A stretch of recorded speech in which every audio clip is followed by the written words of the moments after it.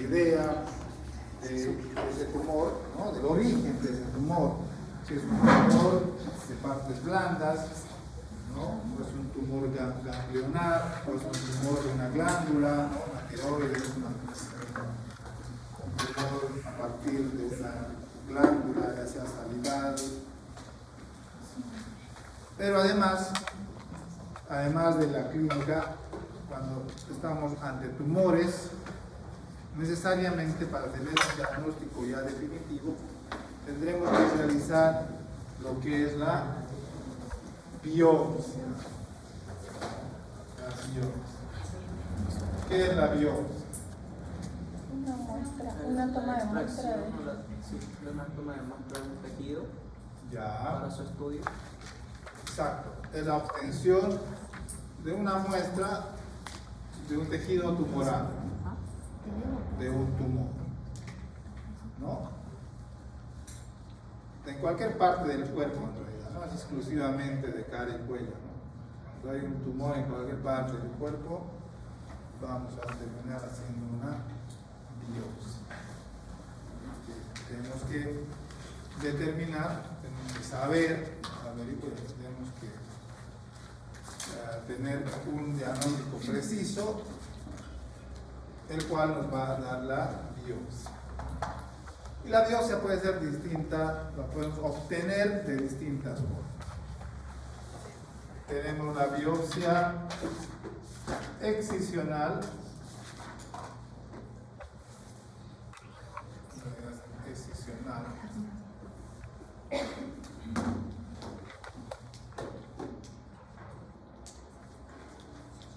Tenemos la biopsia incisional. Esto sí anótenlo porque no hay más diapositiva. Tenemos la biopsia por punción, ¿no? De las cuales ahí tenemos lo que es la PAP, que es la punción y aspiración con aguja fina. Eso significa PAP. Bien, ¿qué significa la biopsia excisional? Este tipo de biopsia la realizamos en tumoraciones pequeñas, no más de, digamos, de 4 a 5 centímetros de tamaño. Tumoraciones superficiales. Un ejemplo muy concreto son los lipomas. Los lipomas son tumores benignos a partir de tejido graso. Lipoma, ahí viene el nombre. Entonces, cuando tenemos un lipoma, podemos sacarlo en su totalidad. Lo que caracteriza a esta biopsia excisional es que se hace una extirpación total del tumor. Por eso es excisional. Sacamos en su totalidad del tumor. Es por eso que solamente lo realizamos en tumoraciones superficiales, ¿no? Esas tumoraciones de, como decía, máximo 5 centímetros, esas tumoraciones que uno las puede desplazar con la mano, ¿no? Esas son superficiales, les decía en la anterior clase. ¿Cómo averiguamos si una tumoración es superficial o está comprometida en plano profundo? Cuando tú la agarras la tumoración y la puedes desplazar. Si esa tumoración queda fija, probablemente viene de una estructura más profunda. Pero si se desplaza sin ninguna dificultad, es superficial. Entonces, en esos casos podemos hacer una biopsia excisional. ¿Cierto? Las biopsias incisionales, por otro lado, es el procedimiento de la biopsia en la cual solamente extraemos una muestra del tumor. Hacemos una incisión sobre el tumor mismo y obtenemos una pequeña muestra. Generalmente, por norma o protocolo, siempre debemos tomar mínimo 3 muestras de un tumor. ¿Ya? 3 muestras, ¿no? La biopsia incisional la podemos realizar clásicamente de manera abierta, es decir, haciendo una incisión y con instrumental, con una Kelly curva, qué sé yo, ¿no? Profundizar hasta llegar al tumor y obviamente tomar una muestra, ¿no? Conservarla. Realmente utilizamos formol, ¿no? Para conservar la muestra y mandarla a un estudio patológico, ¿sí? Entonces la incisión, la biopsia incisional abierta, ¿no? Cuando realizamos una incisión, ¿no? La forma clásica, ¿no? Para este tipo de biopsia la vamos a hacer en tumoraciones ya profundas, más grandes, en las cuales hay estructuras importantes que están comprometiendo o involucran el tumor, ¿no? Estructuras delicadas, no podemos aventurarnos a realizar una sepsis total, sino hay que estudiar ese tumor, ¿no? En esos casos tenemos que hacer una incisión. Y entonces tenemos la manera de hacerla abierta, les decía, o también hacerla por punción. Hoy en día se han desarrollado algunos dispositivos, ¿no? Que nos permiten realizar biopsias con solo introducir una aguja especial, ¿no? Activar un sistema de guillotina, ¿no? Y automáticamente esta aguja toma una pequeña parte del tejido. Aquí tengo más o menos un gráfico, pero este es bueno, el sistema es el mismo, pero hoy día ya se ha hecho una aguja más fina, más bonita, ¿no? Este es el prototipo de lo que era la antigua. Esa da miedo. Ahora es una aguja más delgadita, ¿no? Tiene dos ojales en un lado, con una tijera, entonces se introduce la aguja en el tumor y similar a un bolígrafo que tenemos, ¿no? Esos que de punta que se hunden, igual, ¿no? Activa uno la guillotina del otro lado y ¡tin! Toma una pequeña muestra, ¿no? Y eso se saca un frasco y así tomamos 3 muestras, ¿no? Entonces es el tipo de biopsia incisional que la tomamos por punción, ¿no? Con una aguja especial para biopsia, ¿no? Se la voy a mostrar cuando vayan a la práctica, ¿no? Yo tengo ahí varias agujas. ¿Qué es lo que hacemos ahora actualmente? ¿Por qué? Porque es menos invasiva, es menos traumática, ¿no? que hacer un corte, obviamente, ¿no? Hacer un corte y buscar, ¿no? Siempre es más doloroso para el paciente, es simplemente funcionar y tomar automáticamente la biopsia, ¿no? Y también una forma similar a la biopsia por punción es la PAP. En la PAP, más que tomar una muestra del tejido, aspiramos el contenido del tumor. Por eso es, como ven acá el gráfico, no es simplemente una aguja fina, pues de ahí el nombre, ¿no? Aspiración con aguja fina. Generalmente la hacemos en tumores de características quísticas, ¿no? En el cual el contenido es gelatinoso o líquido. ¿Ya? Entonces aspiramos, ¿no? Funcionamos y aspiramos. Es importante decir ahora que los procedimientos estos de punción, mínimamente invasivos, como se llaman, lo ideal es hacerlo siempre bajo visión ecográfica, ¿no? Es decir, que al momento de hacer la ecografía, nosotros viendo, ¿no? En vivo, en tiempo real el tumor, nos ayudamos para poder tomar una biopsia que sea significativa, ¿no? O sea, del tejido tumoral como tal. Entonces hoy día tiene que hacerse siempre bajo visión ecográfica, o sea, hacer la ecografía y al mismo tiempo la biopsia, ¿no? Entonces nos sirve para, como les decía, tomar una muestra precisa del tumor o evitar complicaciones, ¿no? Porque a veces uno cuando hace este procedimiento a ciegas, a veces le puedes dar una arteria, ¿no? Le puedes dar otra estructura, un nervio, ¿no? Puede producir alguna complicación. Para evitar eso, la forma más segura de hacerlo es hacerla con ecografía, ¿no?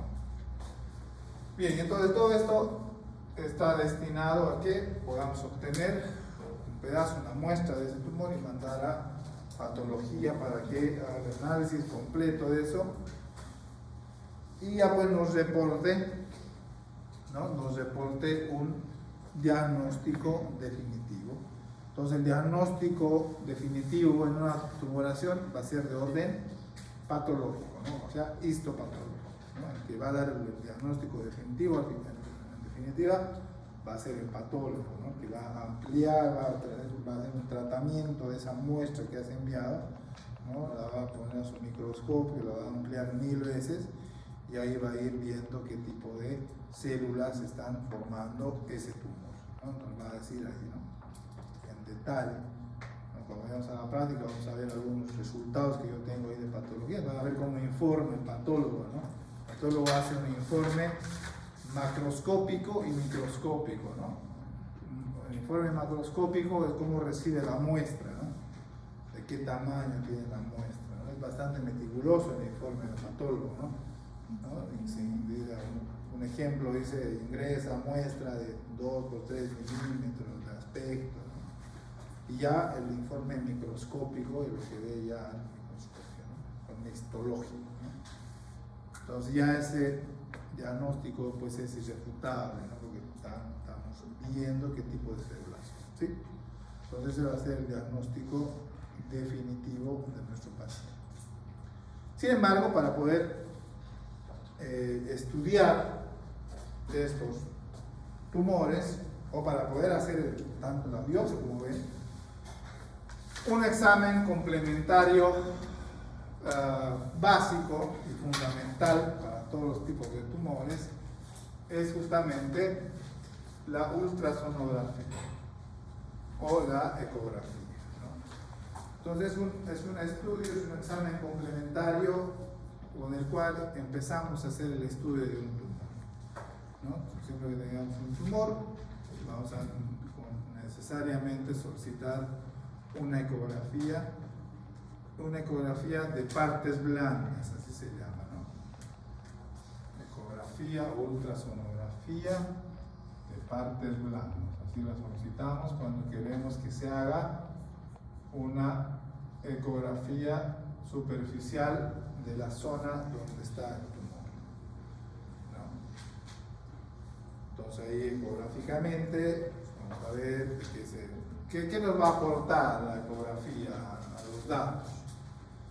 La ecografía primero nos va a dar un tamaño preciso del tumor, ¿no? Porque por la ecografía va a identificar el tumor, va a poder medir las dimensiones, ¿no? Del tumor como tal, nos va a informar a qué profundidad se encuentra de la piel, ¿no?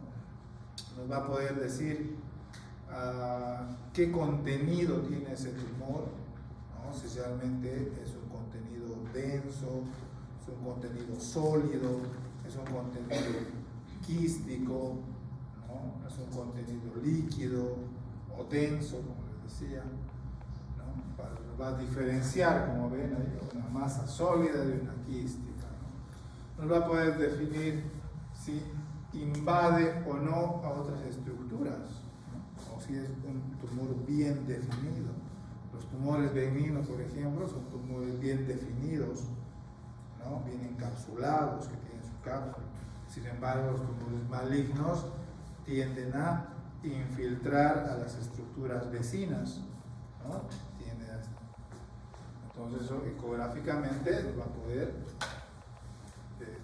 informar, ¿no? La ecografía, ¿no? También nos va a poder valorar el grado de vascularidad que tiene nuestro tumor, si está bien vascularizado, ¿no? Generalmente los tumores malignos son bien vascularizados porque se nutren bastante, ¿no? Tienen bastantes arterias. Entonces, todos estos datos, como ven, importantes para estudiar un tumor, ¿no? Nos va a aportar este examen complementario que es la ecografía, que es de bastante utilidad y es uno de los estudios más sencillos, básicos, no invasivos, ¿no?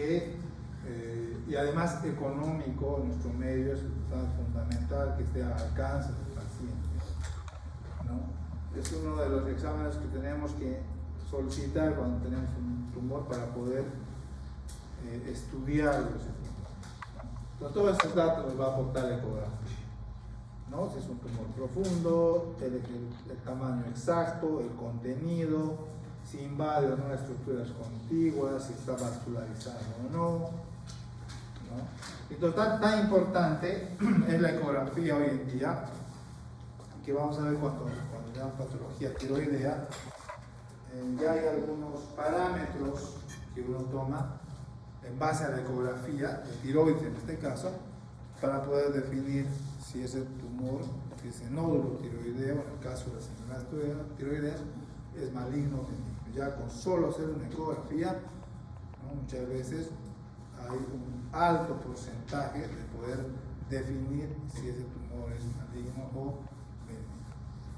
Entonces hoy día la ecografía, como les digo, se está empleando más, tal punto de que ya se ha ido determinando algunos parámetros ecográficos, ¿no?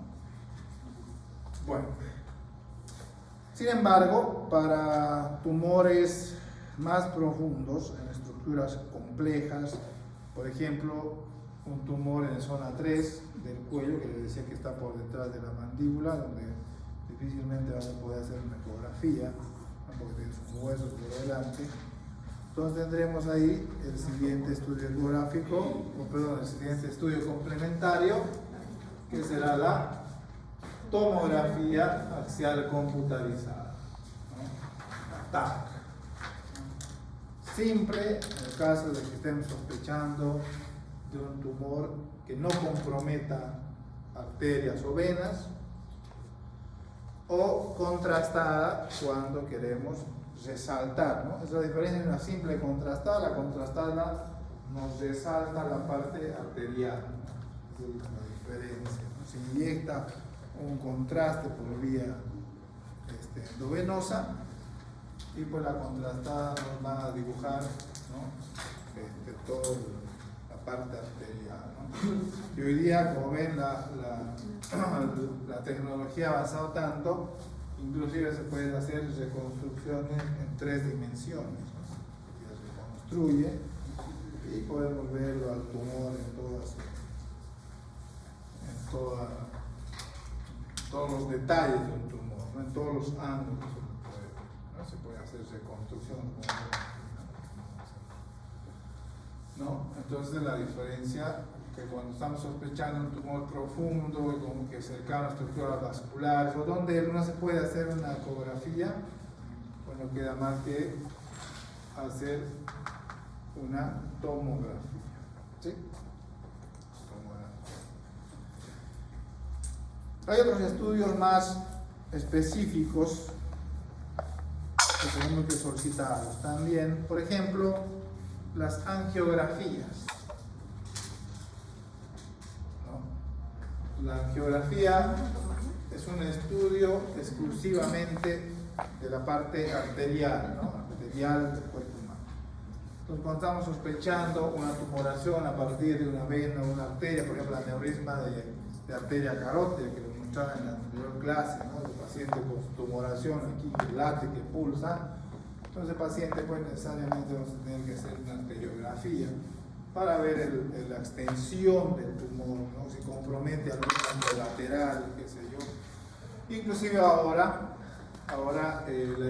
la angiografía ha avanzado tanto que además de ser diagnóstica puede ser resolutiva, es decir, que a través de la angiografía se puede hacer un tratamiento de tal manera de poder hacer que ese tumor vascular, ¿no? Vuelva a su normalidad, ¿no? Hay unos dispositivos hoy día que se ponen por vía endovenosa que se llaman stents, ¿no? Los famosos stents, que se llaman, se pueden poner por vía endovascular, ¿no? Y se pueden solucionar el tema de aneurismas, ¿sí? La angiografía, entonces, destinada a tumores que tienen que ver con las arterias principalmente. Tenemos que hacer también estudios del tórax, sobre todo cuando hay tumoraciones que, les decía, Recuerda que les hablaba de lo que es el cáncer de pulmón, ¿no? Les decía que a veces el cáncer de pulmón es una enfermedad silenciosa que a veces puede debutar con una tumoración supraclavicular. Porque la metástasis, ¿no? La extensión del tumor, la malignidad del cáncer de pulmón puede tomar la cadena ganglionar supraclavicular, donde el paciente puede venir con una tumoración en la región supraclavicular. Entonces, necesariamente en esos casos tenemos que indagar la parte torácica, pulmonar, y tenemos que solicitar una radiografía de tórax, ¿sí? O al contrario, ¿no? Hay tumores, por ejemplo, ganglionares, como los linfomas, ¿no? Hodgkin, no Hodgkin, que son los que se inician en los ganglios, pueden dar metástasis a nivel pulmonar.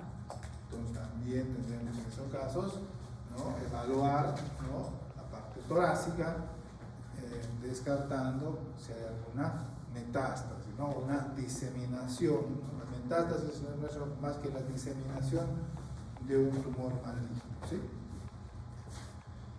Bien. Ahora, revisando un poco qué patologías pueden causar tumores, ¿no? ¿Cuáles eran las principales? Decía en la anterior clase. ¿Cuál es la principal causa de tumores en nuestro medio? Pregunta que están. ¿Cómo? ¿Cuál es la principal causa de tumoraciones en el cuello?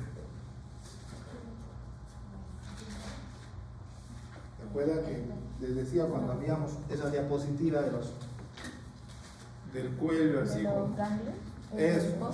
Las adenopatías. Porque vieron que los ganglios están en todo el cuello, ¿no? Les mostraba una diapositiva, ¿no? ¿Se acuerdan? Les mostraba esa diapositiva donde veían ganglios en todo el cuello. Cualquiera de estos puntitos que ven acá, que son ganglios, pueden aumentar de volumen, ¿no? Una adenopatía. Y entonces, de manera didáctica, en la primera clase les mostraba que los agrupábamos en 8, ¿no? 8 grupos ganglionales. Todas las adenopatías, las adenitis, las adenomegalias, todas son adenopatías. Son la principal causa de tumoraciones. Por eso les decía, cuando viene un paciente con un tumor en el cuello hay que pensar, primero que no sea un ganglio, descartar que no sea ganglio. ¿Ya? Y las adenitis, como ven acá, principalmente tienen estas causas. Principalmente son de causa dental, ¿no? La caries dental es una patología muy frecuente, ¿no? Luego están las enfermedades respiratorias altas, amigdalitis, faringitis, infecciones de la piel, ¿no? Las piodermitis, las cuales pueden acompañarse con adenopatías, adenomegalias, adenitis, ¿sí?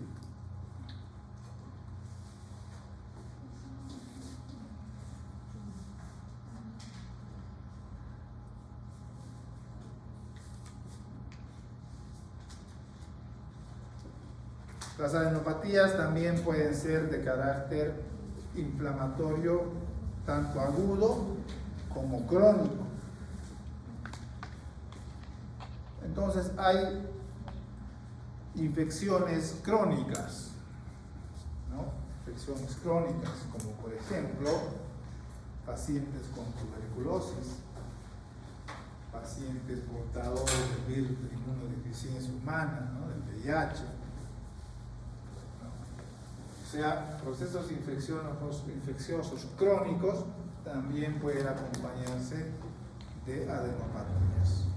Entonces, las adenopatías, como pueden ver, pueden acompañar a procesos infecciosos agudos, ¿no? Los que veíamos hace rato, ¿no? Causa dental, ¿no? Faringitis, amigdalitis, infecciones agudas se llaman esas, como también infecciones crónicas. Tuberculosis, VIH, sífilis. Entonces, en esos casos, lo mismo, ¿no? Que recomienda la literatura, biopsia, ¿no? Del ganglio. Pero también hay otras patologías de carácter congénito, tumoraciones de carácter congénito. Una de estas es el famoso quiste tirogloso. Y esta imagen similar ya les mostraba en la diapositiva de la primera clase, ¿se acuerdan? Les decía que hay tumores que solo por la ubicación y el rango etario del paciente podemos ya tener un diagnóstico. Y sucede así, porque es el quiste tirogloso. ¿Qué le llama la atención de este diapositivo? ¿Cómo podemos describir ese cuello? Asimétrico. Ya, asimétrico, sí. ¿Qué más? ¿Qué llama la atención? La desviación de la... Él es un niño. En realidad no es la tráquea esa, ¿no? Es un niño, esa. Ya, es un niño, muy bien, eso es importante. Por eso no debería tener todavía desarrollado la manzana de Adán. Ya, pero esa no es la manzana de Adán, ¿no? Esa no es, por ejemplo. ¿Cómo describiríamos eso? Estamos describiendo, ¿no? Porque para ver si es la ioides o no, hay que palpar. A la descripción, ¿cómo hacemos? Asimétrico. Ya, asimétrico, paciente pediátrico, con cuello asimétrico y ¿qué más? Con una masa. Con abultamiento. Abultamiento, tumor o masa en el cuello En la obviamente. zona 2. En la zona. Ya, zona 2, pero ¿qué más? ¿Qué llama la atención? La ubicación, ¿dónde está ubicado? Por delante de la glándula tiroides. No, la verdad la tiroides está más abajo, ¿no? Entonces por encima. Primero que lo que llama la atención de este, tumor es que siempre se encuentra en la línea media del cuello. Y este tumor siempre se encuentra entre el hueso ioides y el mentón. Es una característica de lo que es el quiste tirogloso, que es un remanente, ¿no? Es un remanente. Ustedes saben que en la formación por embriología, ¿no? En la formación de la cavidad oral, hay muchas cosas que ascienden del cuello y van hacia la boca. Entonces, esos conductos, esos vestigios que en el momento del nacimiento deberían obliterarse o desaparecer, en algunos casos persisten, ¿no? Como es el conducto tirogloso. Y entonces persiste el conducto tirogloso y después se llena de líquido y forma lo que es el quiste tirogloso, ¿no? Es una enfermedad muy frecuente en la edad pediátrica. Y lo que llama la atención de este tumor es que siempre se ubica en esta región del cuello, parte media submentoniana, por debajo del mentón, entre el hueso ioides y el mentón, ¿no? Es la ubicación de este tumor, ¿no? Es un tumor congénito, el paciente nace con ese tumor, ¿no? Ese es como les decía, quiste tirogloso, se encuentra, como ven acá, siempre en la línea media, debajo del hueso ioides, ¿no? Son tumores móviles, se desplazan, cuando uno toca ese tumor lo puede desplazar, no le duele al paciente, no presenta ningún malestar al paciente, ¿no? Generalmente los pacientes acuden cuando ya se hace bastante llamativo el tumor y generalmente más por una razón de estética es que se hace el tratamiento quirúrgico, ¿ya?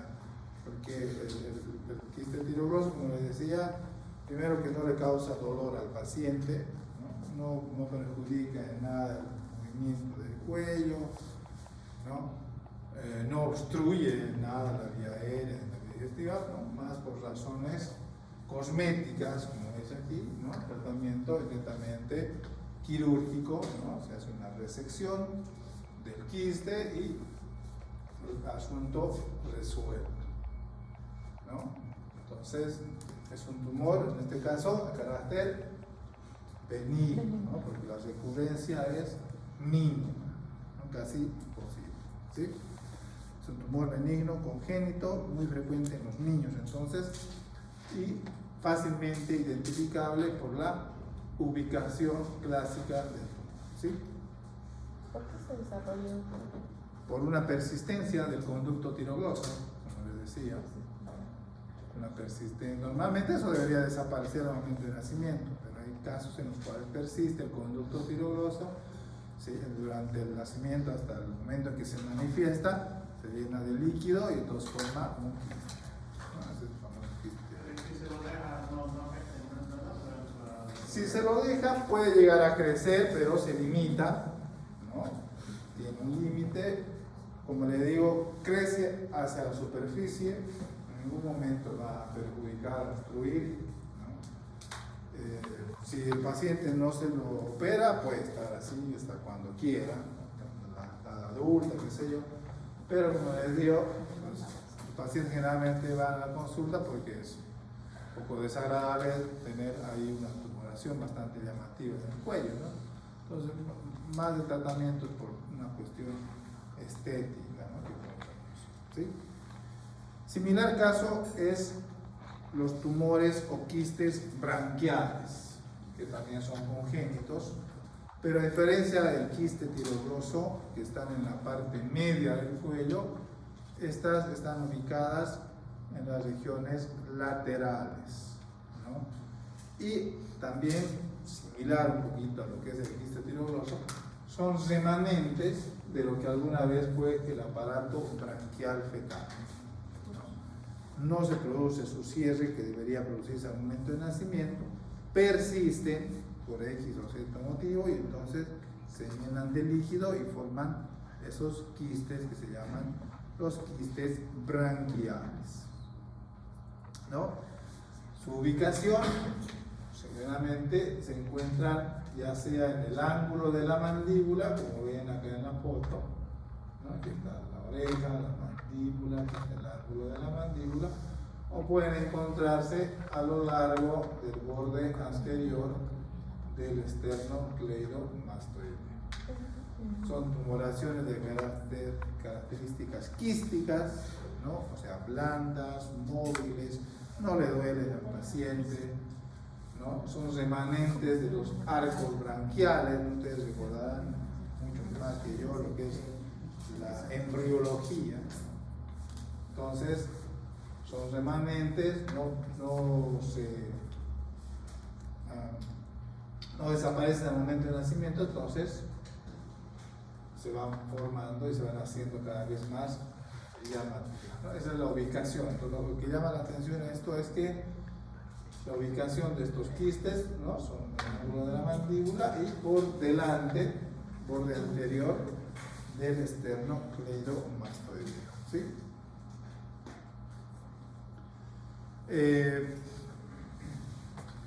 Al igual que como sucede en el caso del quiste tirogloso, ¿no? Estos no presentan ninguna manifestación clínica para el paciente.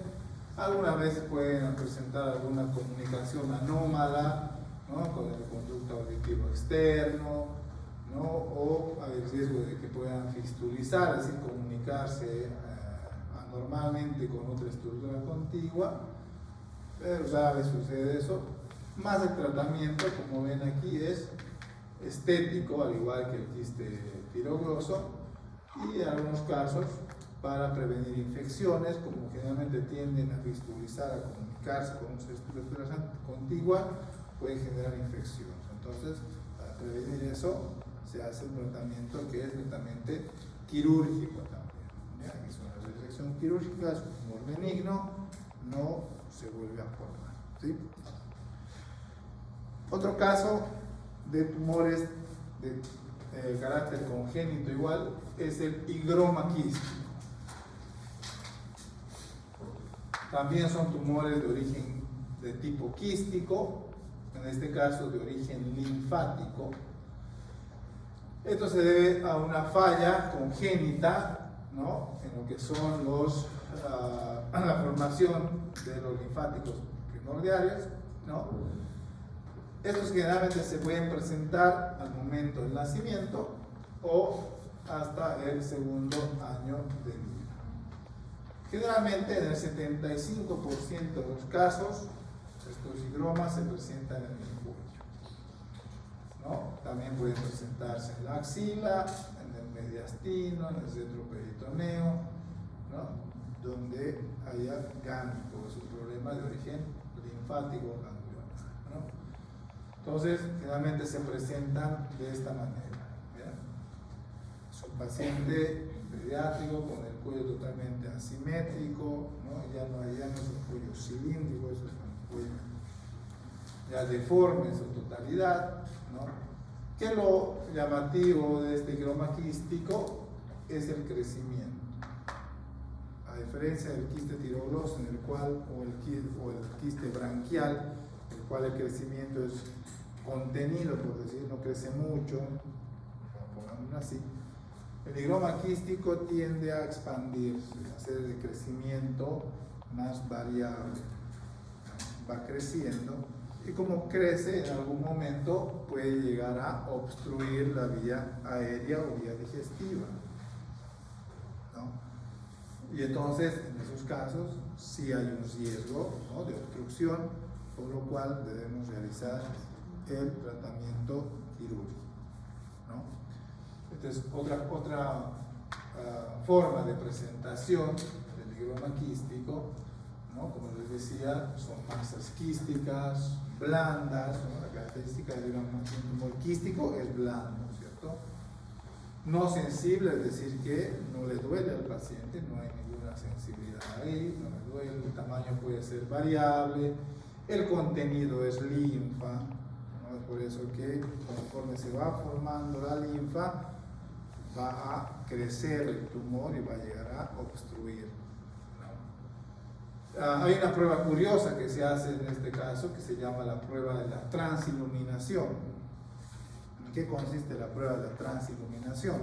Como el contenido es líquido, es linfa, ¿no?, y son de tamaño variable, generalmente grandes, la prueba de la transiluminación, característica de este quiste, por cierto, es agarramos la linterna, ¿no?, la que utilizamos para valorar ojos, y agarramos la linterna y cuando asentamos sobre el tumor, este se enciende como un foco de neón. Eso se llama la prueba de la transiluminación. Son los característicos de este higroma quístico, ¿no? Y entonces cuando hay compresión, en este caso extrínseca, ¿no?, de la vía aérea, o sea, por fuera, ¿no?, entonces el paciente, pues, en algún momento va a empezar a presentar estridor, cianosis, disfagia, ¿no?, para comer, problemas para comer, para respirar, ¿no? Entonces, en esos casos ya, pues, el tratamiento tiene que ser quirúrgico, o podemos utilizar, hacer un tratamiento alternativo, ¿no?, instilando, si quieren, sustancias que pueden hacer que vaya reduciendo el tumor. Pero lo más adecuado es generalmente el tratamiento quirúrgico. Es una resección, una interrupción de la comunicación del quiste con el sistema linfático, ¿no? Se hace exéresis del tumor, pues ya el problema se resuelve, ¿no? No hay recidiva, nada, porque es un tumor netamente benigno, ¿correcto?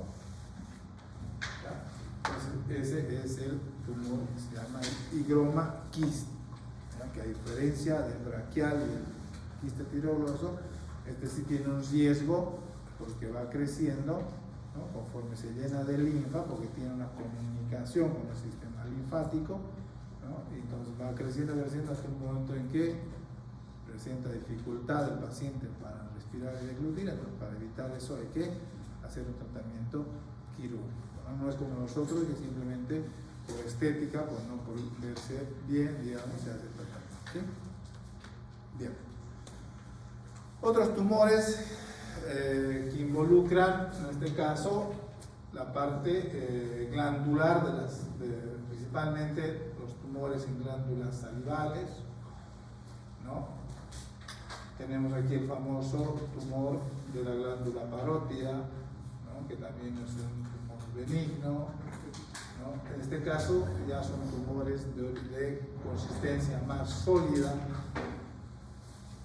obviamente que se presentan en la región de la glándula parótida, o pueden presentarse también ya sea a partir de la glándula parótida o a partir de la glándula submaxilar, ¿no? ¿Qué es lo llamativo de este tumor? Si bien es un tumor benigno, hay el compromiso de una estructura nerviosa que pasa por aquí. ¿Cuál es? ¿Ah? El nervio facial. Entonces puede haber compromiso del nervio facial, por compresión sobre todo. Entonces, cuando hay una alteración periférica del nervio facial, se produce lo que es la parálisis facial periférica, ¿no? La famosa parálisis facial periférica. Entonces, para evitar eso, pues tenemos que hacer un tratamiento quirúrgico, ¿no? Una resección ya sea completa de la glándula, o podemos optar por una lobectomía, solo la parte crecida, el lóbulo crecido del tumor, ¿no? Obviamente respetando, ser muy cautelosos con no lesionar el nervio facial, ¿no? Que puede ser por compresión. Ahora sí, siempre hay la posibilidad de que un tumor que inicia como benigno pueda convertirse en maligno. Siempre hay un porcentaje. Por eso dice aquí, compromiso si es maligno, sobre todo si es maligno, pero cuando es simplemente benigno es por compresión, ¿ya? Este es otro tipo de tumor, en este caso a partir de la glándulas salivales, en este caso la glándula parótida, ¿correcto? Y también tenemos tumores a partir de otras glándulas, y ahí tenemos ya la glándula tiroides, ¿no? Glándula tiroides. El nódulo benigno, la tiroides es el nódulo benigno, la tiroides viene a ser el tumor más frecuente de la glándula tiroidea, ¿ya? Son tumores que pueden involucrar generalmente un lóbulo, ya sea derecho o izquierdo, ¿no? Puede asociarse con síntomas tanto de hiper como hipotiroidismo, ¿no? Si vamos a entrar en detalle cuando veamos el tema de netamente de hipertiroidismo y hipotiroidismo, ¿no? Se presentan como ven acá este gráfico, nódulos, ¿no? Tumoraciones que involucran la cara externa, ya sea de un lóbulo o del otro, ¿no? Como son nódulos generalmente pequeños, por decir, necesariamente en estos casos tenemos que realizar primeramente una ecografía tiroidea, ¿no? La cual nos va a dar detalles del nódulo, o a veces son hallazgos casuales también, ¿no? A veces el paciente va por un malestar del cuello, le hacen una ecografía de la tiroides y resulta que tiene un nódulo, ¿sí? Entonces, los nódulos, ahora que como toda patología tumoral tiroidea, y más sobre todo cuando la tiroides, pues necesariamente estamos obligados, ¿no? Necesariamente a hacer la punción y aspiración con agujas. Y en estos casos sí o sí tiene que ser con ecografía, porque es muy difícil hacer a un nódulo tan pequeño, ¿no? Entonces, los casos necesariamente tenemos que hacer una PAP guiada por ecografía, ¿no? Y siempre descartando malignidad, ¿cierto? En caso de que se descarte malignidad, pues el tratamiento en algunos casos puede ser incluso fisiológico, se puede formar, ¿no? Se puede hacer tratamiento hormonal y generalmente el nódulo tiende a disminuir o a desaparecer. En el caso de que persista, no queda más que hacer una tiroidectomía, ¿no? En este caso, solo el lóbulo comprometido o la mitad del lóbulo, ¿no? Se puede hacer en el caso de que persista, en el caso de que no sea suficiente el tratamiento clínico o repercuta mucho, ¿no? en los niveles hormonales del paciente, ¿no? En esos casos, el tratamiento tendrá que ser, como ven ahí, quirúrgico, ¿no? O sea, ya sea una lobectomía o una tiroidectomía subtotal o total, ¿no? Bien. Otro tipo de tumores son los tumores de tejidos blandos. Como ven, hemos ido revisando distintos tipos de tumores, ¿no? Desde congénitos, aquellos que involucran las glándulas salivales, aquellos que involucran la tiroides. Ahora tenemos los tumores de tejidos blandos, ¿no? De los cuales los más comunes son estos que les decía hace rato, ¿no? Los famosos lipomas, ¿no? Se presentan generalmente así. Miren. A ver, ¿cómo describiríamos ese cuello? Asimétrico, con abultamiento en la lateral izquierdo. Ya, zona 2. ¿Qué más? ¿Qué más es parte de la inspección, les decía? Sin cambio de color. Eso, ¿no? La piel, hay que ver la piel, ¿no? Si hay cambio de coloración o aspecto de la piel. En este caso, aparentemente no hay, ¿no? Entonces, esos tumores, como les decía, son tumores superficiales que se forman en la parte, los tejidos blandos, obviamente, ¿no? Generalmente de origen graso, ¿no? De tejido graso, los lipomas se pueden presentar en cualquier parte del cuerpo, no solamente en el cuello, obviamente. Y como les decía, como son tumores benignos superficiales, en estos casos podemos hacer las biopsias excisionales, ¿no? Sabemos que son superficiales, lipomas, que difícilmente van a recidivar, ¿no? O sea, van a volver a formarse, ¿no? Eso tenemos que tener bien en claro. Porque cuando va el paciente con su tumor, ¿no? Y uno le ofrece sacárselo, por decir, ¿no? Hacer una extirpación, ¿qué es lo que pregunta el paciente? Es benigno. Ya, pero ¿qué más? Tengo cáncer. Ya, muy bien. Entonces el paciente a veces pregunta, pero si me lo saca, doctor, ¿será que va a volver a crecer? Pues ahí está lo benigno y lo maligno. Directamente el paciente pregunta si ese tumor es benigno o maligno. Tumores benignos, como ven, no recidivan desde la cirugía y acabó. Pero en el caso de que no se estudie si es un tumor maligno, obviamente que va a volver a formarse. Y a veces cuando se forma es más agresivo todavía, ¿no? Por eso antes de hacer un tratamiento tenemos que indagar y estar seguros de que sea un tumor benigno. ¿No? Muy bien. Entonces es un lipo. También los tumores pueden formarse, les decía, a partir de estructuras arteriales, como son los tumores del cuerpo carotidio, que involucran la arteria carotidia. En esos casos, pues, son tumores de más complejo análisis, ¿no? Hay que hacer tomografías, incluso resonancias, cuando involucran estructuras más profundas, o angiografía, les decía, exclusivamente para lo que es la parte arterial, ¿no? La resolución, hoy en día, como les decía, para tumores vasculares, o hay dos formas: o hacer la vía clásica abierta, resección del tumor o clipaje, en caso de que sea aneurisma. Y hoy en día incluso se puede hacer lo mismo, pero por vía endovascular, no es necesario hacer incisión, simplemente por vía endovascular se ponen estos stents y asuntos resueltos, ¿no? No es necesario hacer cirugía. Ya avanzó bastante la parte vascular, ¿no? ¿Cómo le llaman? Angiografía invasiva, ¿no?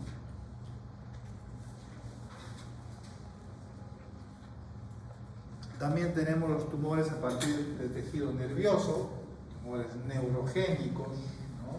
Famosos neuroilenomas o neurofibromas, ¿no? De crecimiento lento, no son dolorosos, ¿no? Como le digo, todo tumor benigno en algún momento también puede malignizar, hay un grado porcentaje, pero sí. Otros tumores más grotescos, más llamativos, por ejemplo, este es un tumor a partir de cartílago naringio, ¿no? Es un condroma, ¿no? Cuando los tumores se forman a partir del cartílago, se llaman condromas, ¿no? Condromas. Por ejemplo, hay quien le llama la atención ese cuello. Ya hay una desviación de la tráquea, obviamente, porque el tumor es prácticamente parte de la vía aérea, ¿no? El cartílago tiroides es parte de la vía aérea, ¿no? Si se forma un tumor ahí, necesariamente va a desplazar la tráquea, ¿no?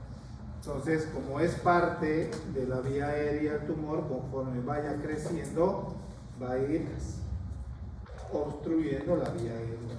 De ahí lo peligroso de estos tumores, por lo tanto hay que hacerles una resección quirúrgica, ¿no? Porque progresivamente van a ir obstruyendo la vía aérea. Estas al estar formadas por cartílagos se adhieren al cartílago de la tiroides. Tiroides. Tiroides. Bueno, obviamente los condromas, el condroma es un término general. Puede formarse a partir del cartílago tiroides o de cricoides también, o de un anillo traqueal, indistintamente, todos son condromas, ¿no? Entonces nuestra tarea es averiguar si es a partir del cartílago tiroides, cricoides, ¿no? Para eso es una tomografía, obviamente, ¿no? O una ecografía, aunque la ecografía va a tener sus limitaciones, una tomografía va a ser lo más adecuado.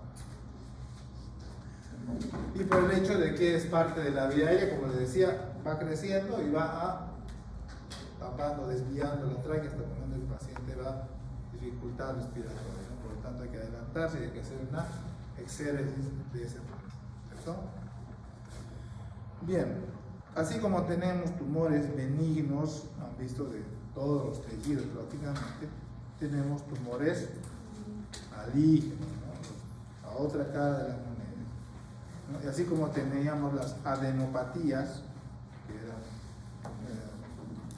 que eran patologías benignas de los ganglios, tenemos los linfomas, ¿no? Que son neoplasias malignas que involucran los ganglios linfáticos, los famosos linfomas,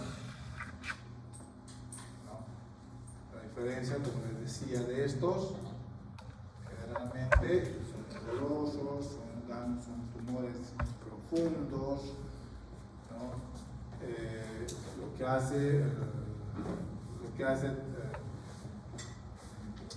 que caracteriza a los tumores malignos es que siempre dan metástasis, se diseminan, y entonces ya la conducta, el tratamiento cambia, ¿no? Cambia rotundamente, ya no se puede simplemente plantear una cirugía y ya, ¿no? Hay que estudiar qué tanto se ha diseminado, qué estructuras, si se ha diseminado, qué órganos ha tomado. Entonces ya se va volviendo más complejo, ¿no? Ya tanto así que obviamente ustedes saben que todo lo que es oncología es una rama muy aparte de la medicina, ¿no? Tenemos cirujanos, oncólogos clínicos, radiooncólogos, ¿no? Entonces, amerita un tratamiento más específico, ¿no? Amerita estudiar mucho más al paciente en profundidad, de tal manera que se pueda hacer el tratamiento. Algunas veces es un tratamiento oportuno, muchas veces ya simplemente nos queda hacer un tratamiento paliativo, ¿no? Porque ya la información es tanta que no se puede hacer un tratamiento quirúrgico. Entonces ahí ya solamente queda las opciones de hacer tratamiento o con radioterapia o simplemente quimioterapia, ¿no? Tratando de contener la diseminación, que no se disemine más ese tumor maligno, tratando de darle un poco de calidad de vida al paciente. A veces nos toca simplemente hacer el tratamiento del dolor, ¿no? Porque ya pacientes que no tienen muchas expectativas, ¿no?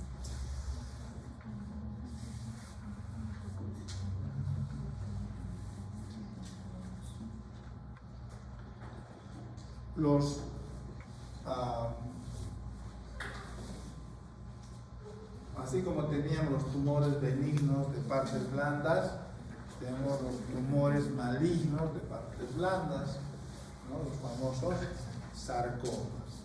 Pueden formarse a partir del tejido muscular, en este caso son los rhabdomyosarcomas. o los fibrosarcomas, partidos del tejido cartilaginoso, los liposarcomas, ¿no? Entonces, todo lo que tenga el término sarcoma en este caso denota malignidad, ¿cierto? Entonces, igual el tratamiento, como les digo, hay que indagar en la diseminación, si ha habido metástasis o no, ver el grado de diseminación, ¿no? Es muy frecuente, obviamente, en pacientes de edad avanzada. La metástasis puede ser generalmente al tejido óseo. Como ven, muchos de estos casos, dependiendo un poco sí al grado de metástasis también, muchas veces no queda más que hacer tratamiento paliativo con quimios, etc.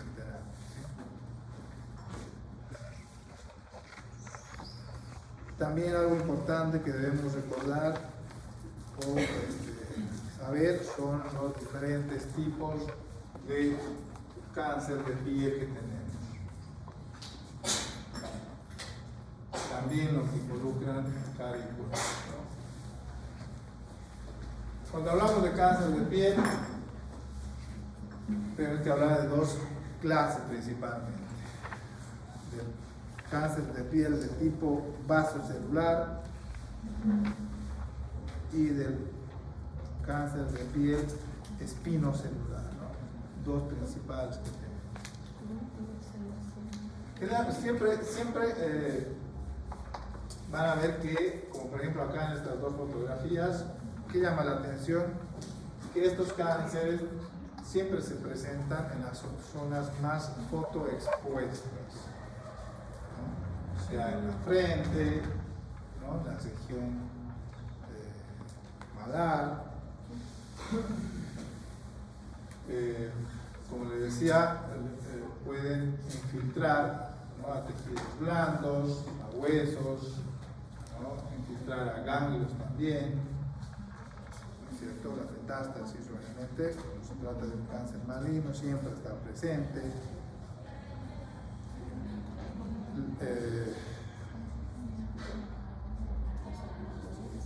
Y dependiendo a, como les decía, como en todo lo que es oncología, ¿no? El estudio de los tumores malignos, mucho depende primero del grado, del tiempo de evolución, ¿no? Del grado de metástasis, del grado de diseminación de ese proceso tumoral oncológico maligno, ¿no? Para plantear, como les decía, un tratamiento quirúrgico, ¿no?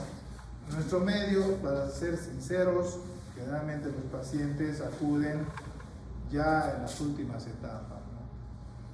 Generalmente cuando ya los pacientes acuden es porque están muy descompensados, ya es irreversible prácticamente los procesos cancerígenos, y como han visto, no tenemos muchas veces el hospital oncológico que tenemos tiene múltiples limitaciones, ¿no? A veces no hay insumos, no hay medicamentos, no hay terapias alternativas, así que sinceramente el tema de los pacientes oncológicos es una realidad muy, muy triste.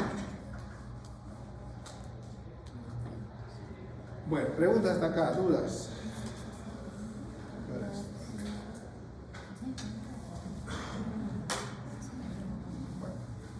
Entonces hemos visto de manera general, haciendo una síntesis, hemos visto de manera general, ¿no? La valoración de los tumores, ¿no? Tanto semiológicamente, hemos visto la forma del manejo en general, ¿no? Que estudios complementarios, básicos o avanzados tenemos que ver, ¿no? Algo fundamental es la biopsia.